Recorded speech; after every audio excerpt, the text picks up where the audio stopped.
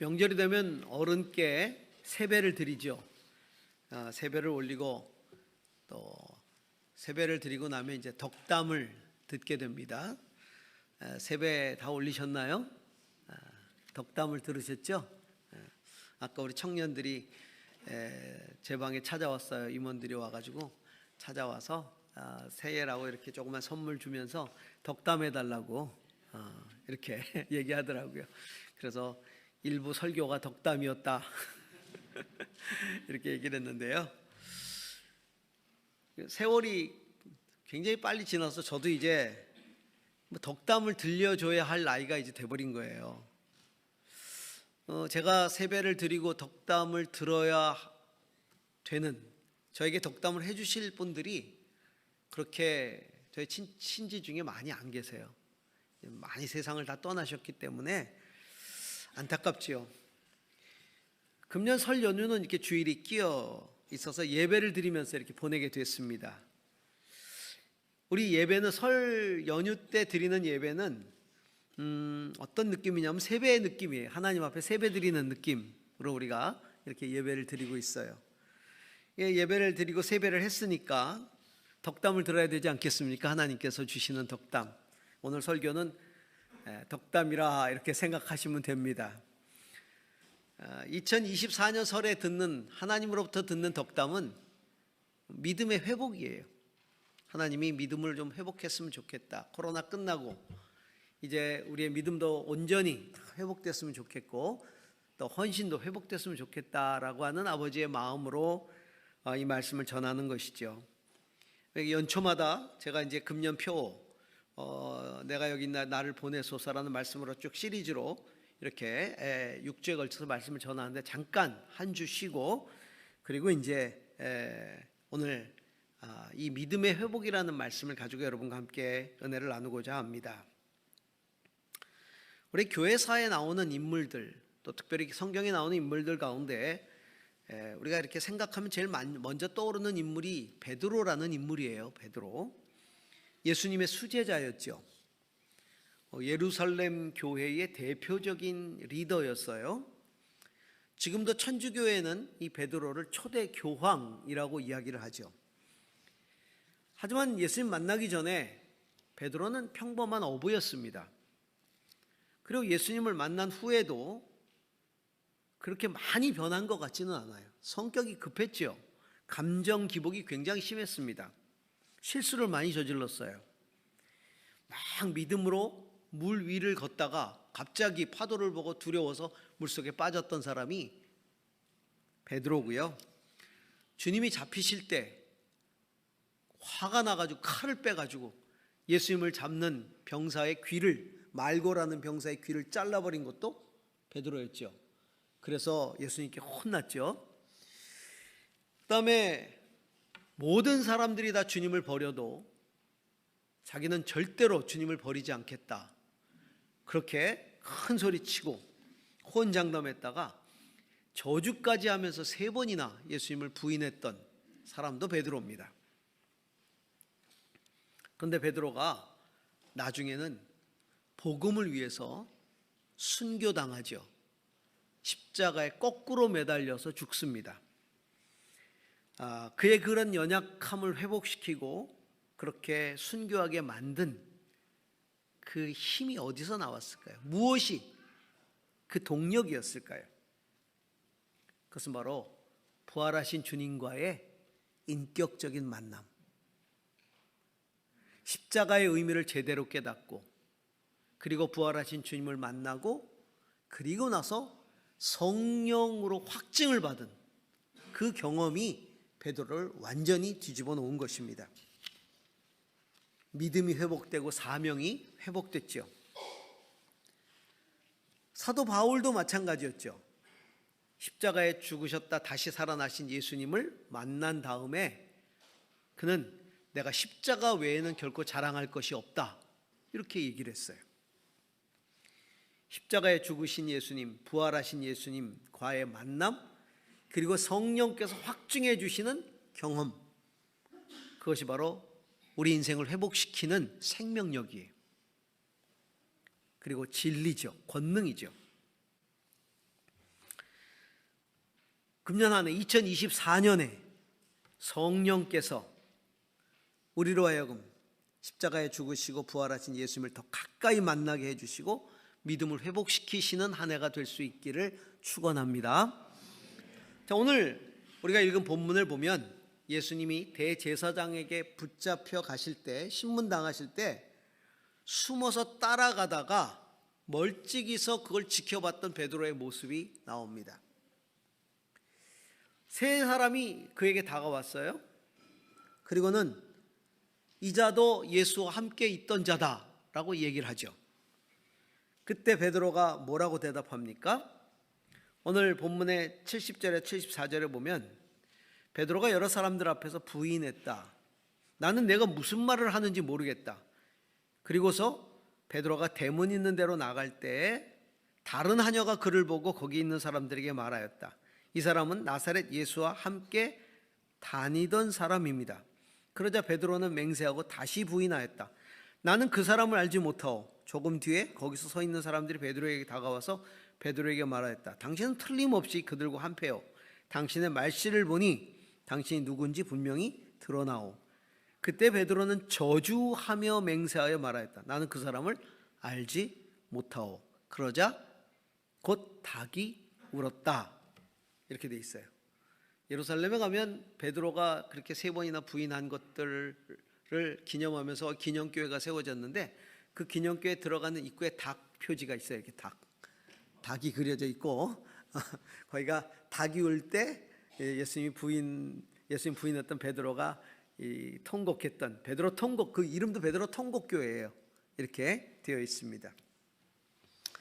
예수님을 만나고 따르면서 3년 동안 같이 생활하고 가르침 받고 기적들을 경험했고 또 예수님이 특별한 순간마다 베드로와 안드레, 야고보, 요한 요 사람들을 데리고 따로 가가지고 특별한 경험을 하게 하셨죠. 특별한 사랑을 받았던 사람이에요. 베드로는 무엇보다도 예수님이 원래 시몬이라고 하는 이름을 가진 그에게 베드로라고 하는 별칭을 지어줬잖아요. 베드로는 반석이란 뜻이잖아요. 그러면서 주는 그리스도시요 살아계신 하나님의 아들입니다라고 예수를 향해 고백했던 그 고백을 너무 기쁘게 여기셔서 내가 그 고백의 반석 위에다가 내 교회를 세우겠다 이렇게 말씀하셨는데요. 근데 그 반석이 흔들리고 있는 거예요. 그 반석이 무너져 내려버렸어요. 무장한 로마 군인이 와가지고 베드로를 위협한 것도 아니었어요. 대제사장이 보낸 군사가 와가지고 체포하도록 명령한 것도 아니었습니다. 사람들이 그를 정식으로 법정에 고소한 것도 아니었어요. 그냥 멀찍이서 따라가다가 예수님 신문한 자리에 가서 멀찍이 따라가다가 그를 본 여종들의 말에 그의 모든 것을 부인해버린 거예요. 주님과 가졌던 모든 시간도 부인하고 난 저 사람 전혀 모릅니다. 저주하면서까지 모릅니다 그랬잖아요. 주님과 보냈던 시간도 부정하고 관계도 부정하고 자기 자신의 모든 존재를 부정해버린 것이죠. 이런 베드로의 모습 속에서 제 자신을 보는 겁니다. 주님 믿고 말씀 듣고 감동도 하고 또 주님을 따른다고 열심히 따르고 때로는 큰 은혜 받고 눈물도 흘리고 헌신하고 복음도 전합니다. 근데 육신의 문제, 세상의 이익과 관계된 문제가 닥치면 조금도 주님을 위해서 희생하려고 들지 않아요. 주님 때문에 조금도 손해보려고 하지 않는 나의 모습을 바라보게 되는 겁니다. 심지어는 모른 척합니다. 신앙인이 아닌 것처럼 행동도 합니다. 제가 대기업에서 신회 예배를 여러 군데에서 좀 인도를 했었어요. 대기업에 가면 신우회가 있습니다. 그러니 뭐 직원만 몇만 명이니까 퍼센트로 따져보면 예수 믿는 사람이 얼마나 많겠습니까? 그런데 신우회에 나오는 인원이 20명도 안 돼요. 그래서 제가 물어봤습니다. 크리스찬이 꽤 많을 텐데 왜 신우회 예배에 안 나오시냐고. 저는 이런 대답이 나올 줄 알았죠. 아무래도 대기업이다 보니까 업무가 너무 바쁩니다. 이게 점심시간에 그 신우회 예배를 하거든요.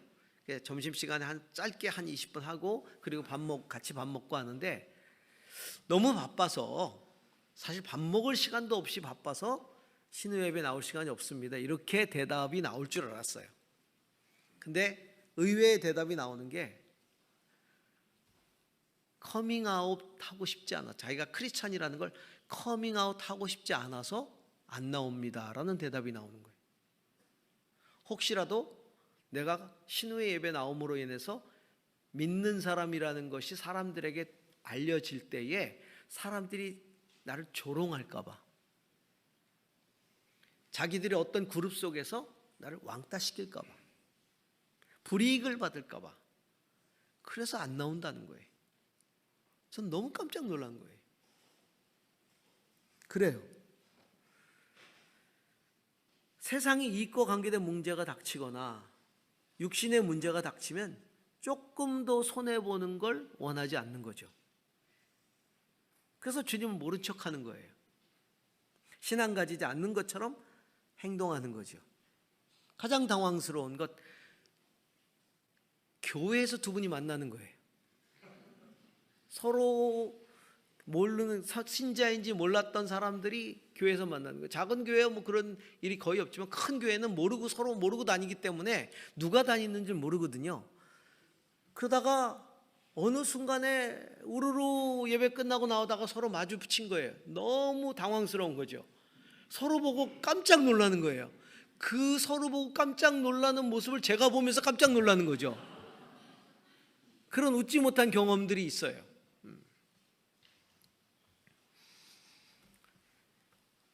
어처구니 없는 거는 나를 그렇게 약해지게 만드는 것이 내 목숨을 위협하는 핍박과 같은 그런 엄청난 상황이 아니라는 거죠.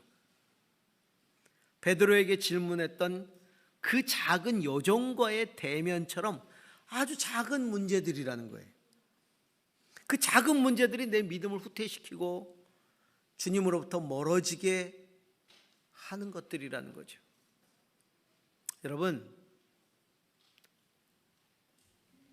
우리의 믿음이 후퇴했다면, 내가 주님으로부터 좀 멀어졌다면 내 목숨을 위협하는 큰 문제 때문이었습니까?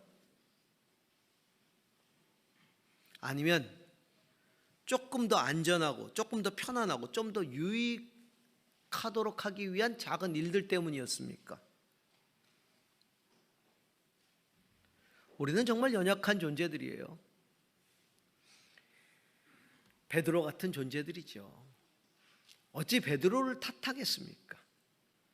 어떻게 베드로를 우리가 지적하겠습니까? 우리 자신이 그런 존재들인데, 그런 베드로가, 그렇게 패배했던, 절망에 빠졌던 베드로가 변화돼서 진짜 교회의 반석이 되고 그리고 리더가 됐죠. 무엇이 그의 인생을 이렇게 뒤집어 놓았을까요? 그것은 바로 부활하신 주님을 만났던 그 경험과 그리고 성령의 강림이었죠. 그는 어떻게 변했습니까? 자, 베드로전서 1장 18절에서 23절. 베드로가 변화된 베드로가 보낸 편지죠. 그는 베드로전서 1장 18절에서 23절에 교회를 향해서 이렇게 이야기를 합니다. 함께 읽습니다. 여러분은 조상으로부터 물려받은 여러분의 헛된 생활 방식에서 해방되었습니다. 여러분도 아시지만 그것은 은이나 금과 같은 썩어질 것으로 된 것이 아니라 흠이 없고 티가 없는 어린 양의 피와 같은 그리스도의 귀한 피로 되었습니다. 하나님께서는 이 그리스도를 세상이 창조되기 전에 미리 아셨고 이 마지막 때에 여러분을 위하여 나타내셨습니다. 여러분, 그리스도로 말미암아 하나님을 믿고 있습니다. 하나님은 그리스도를 죽은 사람 가운데서 살리시고 그에게 영광을 주셨습니다. 그래서 여러분의 믿음과 소망은 하나님을 향해 있습니다. 여러분은 진리의 순종함으로 영혼을 정결하게 하여서 꾸밈 없이 서로 사랑하기에 이르렀으니 순결한 마음으로 서로 뜨겁게 사랑하십시오. 여러분은 다시 태어났습니다. 그것은 썩을 씨로 된 것이 아니라 썩지 않으시고 살아계시고 영원하신 하나님 말씀으로 그렇게 된 것입니다. 아멘. 내가 거듭난 것은 금이나 은과 같이 썩어질 것으로 된 것이 아니라 정말 흠없고 티 없는 어린 양의 피, 예수의 피로 말미암아 내가 그렇게 되었다, 내가 거듭났다 라고 그는 담대하게 외치고 있는 것이죠. 십자가를 통한 예수의 피뿌림을 그는 제대로 깨닫게 된 거예요. 그 십자가가 바로 내 죄 때문이라는 사실을 깨닫게 된 것입니다. 십자가에 죽으시고 부활하신 그 예수님이 바로 나의 구주, 나의 메시아 되신다는 사실을 깨닫게 된 것이죠. 그래서 그는 베드로전서 2장 24절에 이렇게 말합니다. 그는 우리의 죄를 자기 몸에 몸소 지시고 나무에 달리셨습니다. 그것은 우리가 죄에는 죽고 의에는 살게 하시려는 것이었습니다. 그가 매를 맞아 상함으로 여러분이 나음을 입었습니다. 지금도 살아계신 예수님을 우리가 인격적으로 만나는 순간 우리는 십자가의 의미를 제대로 깨닫게 되는 것이죠. 그때부터 더 이상 예수님은 내게 부끄러움이나 고통이 아니라 자랑이고 기쁨이 되는 것입니다. 그렇다면 베드로가 그렇게 회복한 반석 같은 믿음, 그 반석과 같은 믿음, 회복된 믿음의 내용이 무엇일까요? 도대체 뭘 회복한 것일까요? 첫 번째는요, 소망을 회복합니다. 자, 오늘 베드로전서 1장 3절에서 4절을 같이 한번 읽도록 하겠습니다. 같이 읽습니다. 그리스도의 하나님 아버지께 찬양을 드립시다. 하나님께서는 그 크신 자비로 우리를 새로 태어나게 하셨습니다. 그래 그는 죽은 사람들 가운데서 예수 그리스도가 부활하심으로 말미암아 우리로 하여금 산 소망을 갖게 해주셨으며 썩지 않고 더러워지지 않고 낡아 없어지지 않는 유산을 물려받게 하셨습니다. 이 유산은 여러분을 위하여 하늘에 간직되어 있습니다. 예. 베드로가 왜 예수님을 부인했나요? 조금이라도 더 살아보려고, 육신의 안위를 좀 더 누려보려고 부인한 거예요. 그런데 그 소망, 그걸 살 소망이죠. 살 소망, 살고자 하는 소망. 그 살고자 하는 그 살 소망은 닭울음소리 2번에 허무하게 끝나버립니다. 극심한 내적 고통이 찾아오지요.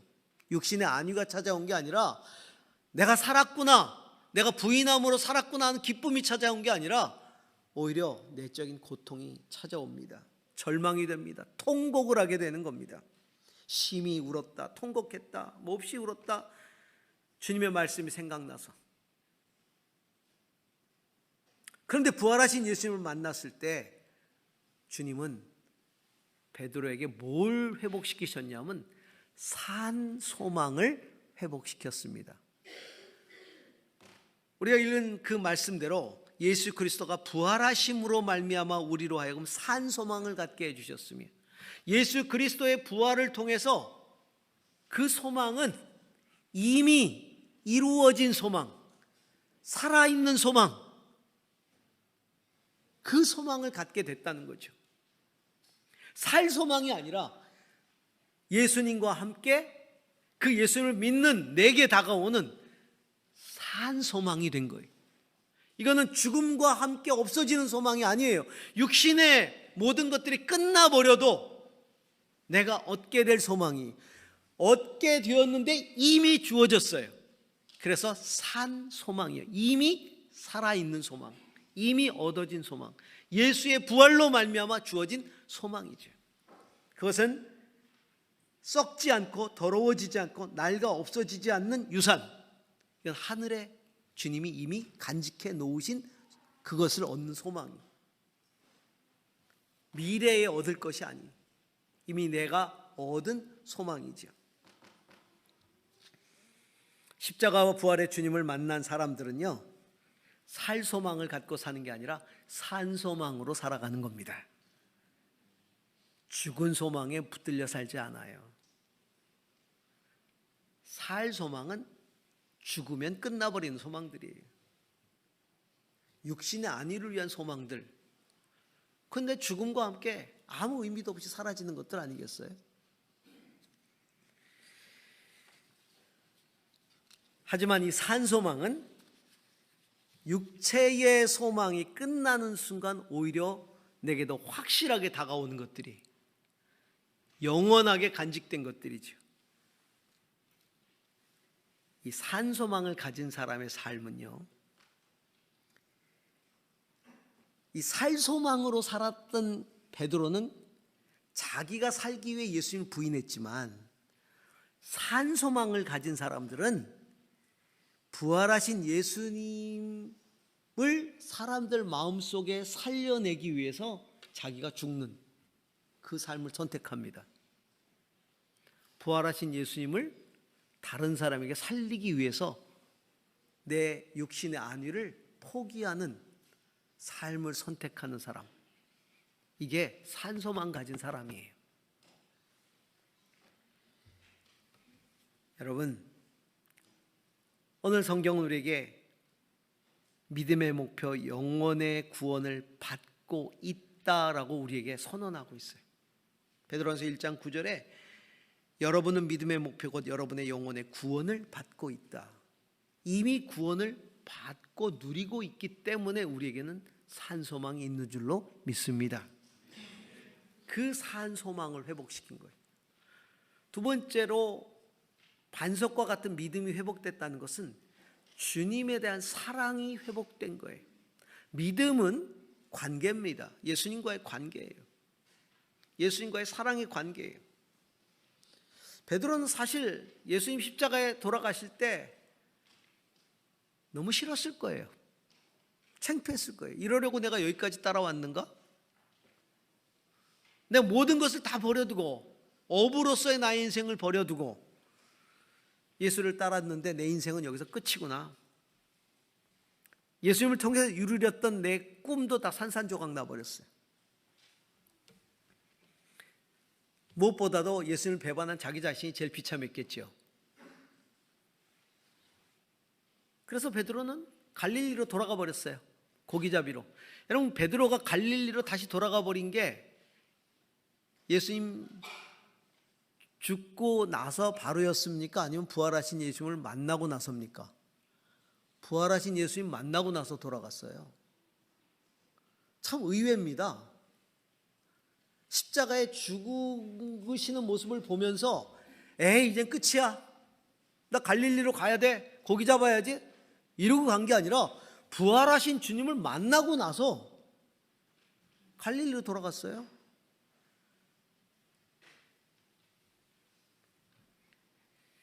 이해가 되기 어렵죠. 어떻게 부활하신 주님을 만나고 나서도 고기잡이로 돌아갈 수 있을까? 왜 돌아갔을까요? 주님이 부활하셨다고 해도 저주까지 하면서 부인했던 자기 자신에게 주님을 따를 명분이 사라진 거 아니겠어요? 무슨 면목으로 주님을 따르겠습니까? 무슨 면목으로 주님의 제자로서 따라가겠습니까? 주님의 제자로 자처할 명분이 없어진 거예요. 그래서 고기 잡으러 간 거죠. 근데 예수님이 그 고기 잡는 자리에 다시 오셨어요. 자기를 처음 부르셨던 자리에 찾아오신 거예요. 처음 부르실 때도 밤새도록 고기를 잡았지만 한 마리도 잡지 못했을 때 배 오른편에 깊은 데로 가서 그물을 던지라 그리고 만선이 돼가지고 돌아오게 하시면서 예수님을 부르셨잖아요. 내가 이제는 사람 낚는 어부가 되게 할 것이다 라고 하면서 다시 찾아가서 부를 때도 똑같은 경험을 하는 거예요. 뭘 좀 잡았어? 그때 예수님인지 몰랐어요. 아무것도 못 잡았습니다. 그 배 오른편에 그물을 내리시오. 다시 만선이 되잖아요. 그때 처음 불렀던 장면이 떠오르는 거예요. 주님이시다. 그리고 달려가잖아요. 주님은 이미 불을 펴놓고 그리고 떡을 준비해 놓으시고 잡은 물고기를 가져오게 하시고 제자들을 먹이시지 않습니까? 그리고는 베드로 마음속에 여전히 남아있는 사랑의 불씨를 다시 지피시잖아요. 다시 그 사랑을 다시 확인시켜 주시잖아요. 네가 날 사랑하느냐? 그렇다면 내 양을 먹이라. 인정해 주시고 회복시켜 주시고 목양의 사역을 다시 회복시켜 주시잖아요. 여러분, 주님의 사랑이 없이 어떻게 사명을 감당할 수 있겠습니까? 주님의 사랑 없이 어떻게 사명을 감당합니까? 주님이 인정해 주지 않는데 어떻게 사랑이 회복되겠어요? 주님이 다가오시지 않는다면 어떻게 주님이 나를 인정해 주시겠습니까? 내가 누군가에게 큰 잘못을 했다고 한번 생각해 보십시다. 하지만 난 여전히 그를 사랑하고 있어요. 그래서 내가 그에게 가서 난 당신을 여전히 사랑합니다 라고 말한다고 해서 그 사랑이 회복됩니까? 불가능하죠. 오히려 나 때문에 피해를 입고 아픔을 당한 사람이 내게 다가와서 내 마음을 헤아려 주면서 나는 당신이 나를 여전히 사랑하는 것을 알고 있습니다. 당신 어쩔 수 없이 그랬다는 것도 알고 있습니다. 나 역시 당신을 사랑합니다 라고 말해줄 때 회복되는 거잖아요. 그렇게 예수님이 베드로에게 다가오신 거예요.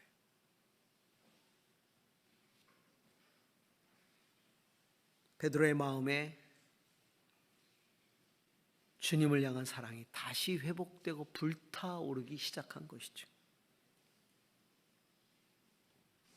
사랑하는 성도 여러분, 나를 위해 죽으시고 부활하셔서 내게로 다가오신 예수님의 사랑을 만나지 못한다면 우리는 절대로 주님을 사랑하지 못할 겁니다.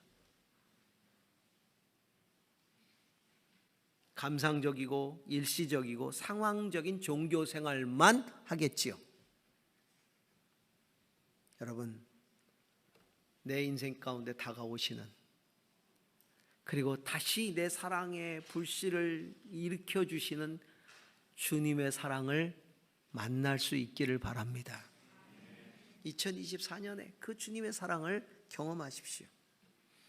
그때 그 사랑이 회복됐을 때 베드로는 이렇게 베드로서에서 이야기를 하고 있습니다. 베드로서 1장 8절에서 9절을 보시기 바랍니다. 여러분은 그리스도를 본 일이 없으면서도 사랑합니다. 지금 그를 보지 못하면서도 믿으며 말로 다 표현할 수 없는 즐거움과 영광을 누리며 기뻐하고 있습니다. 여러분은 믿음의 목표 곧 여러분의 영혼 구원을 받고 있는 것입니다. 그리스도를 본 일이 없으면서도 사랑합니다. 그리스도를 본 일이 없으면서 우리는 그리스도를 본 일이 없지만 사랑합니다. 그 사랑은 주님이 내게 다가와 주셨고 내 안에 사랑의 불씨를 다시 활발 타오르게 하셨기 때문에 가능한 것 아니겠습니까? 주님을 향한 사랑이 불타오를 수 있기를 축복합니다. 그리고 마지막 세 번째가 믿음의 회복인데 그것은 바로 담대한 믿음이 회복되었다는 것입니다. 자, 6절 7절을 한번 보시기 바랍니다. 함께 같이 읽을까요? 그러므로 여러분이 지금 잠시 동안 여러 가지 시련 속에서 어쩔 수 없이 슬픔을 당하게 되었다 하더라도 기뻐하십시오. 하나님께서는 여러분의 믿음을 단련하셔서 불로 단련하지만 결국 없어지고 마는 금보다 더 귀한 것이 되게 하시며 그리스도께서 나타나실 때에 여러분에게 칭찬과 영광과 존귀를 얻게 해주십니다. 그래요. 잠시 동안 시련당했다는 우리의 고난이, 그러나 더 그 연단을 통해서 견고하게 하셨다. 주님을 만나기 전 베드로는 자기를 지키려고 믿음을 버렸죠.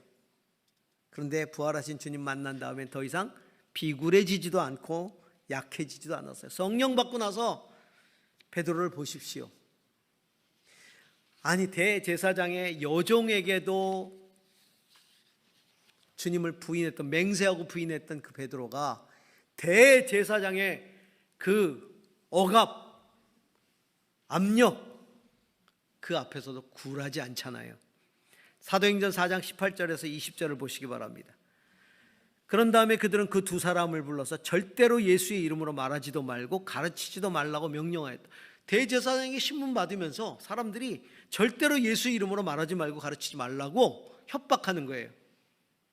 그때 베드로와 요한은 대답했다. 하나님 말씀을 듣는 것보다 당신들의 말을 듣는 게 하나님 보기에 옳은 일인가를 판단해 보십시오. 우리는 보고 들은 것을 말하지 않을 수 없습니다. 얼마나 담대해졌습니까? 담대한 믿음이 회복된 것이지요. 그래서 우리에게 충고하는 거예요. 여러분이 시련 속에서 어쩔 수 없이 슬픔을 당하게 되었다 하더라도 기뻐하십시오. 하나님이 우리의 믿음을 단련시켜서 금보다 더 귀한 것이 되게 하실 것입니다. 그래서 주님 나타나실 그날에 우리에게 칭찬과 영광과 존귀를 얻게 해주시는 것입니다. 베드로는 이제 절대로 환난 앞에서 흔들리지 않습니다. 진짜 반석이 된 거예요. 진짜 반석이 된 겁니다. 사랑하는 성도 여러분, 현실적인 상황 앞에서 믿음이 흔들립니까? 사람들 앞에서 믿음이 흔들립니까? 주님은 베드로와 같은 신앙 고백을 하고 있는 우리들을 반석으로 삼으셔서 그 위에 교회를 세워 가십니다. 그러려면 성령을 통해서 부활하신 주님, 나를 위해서 십자가에 죽으시고 부활하신 주님을 인격적으로 만나야 됩니다. 성령의 확증을 얻으시기 바랍니다. 반석과 같은 믿음을 갖게 될 것입니다. 2024년 산 소망이 회복될 수 있기를 바라요.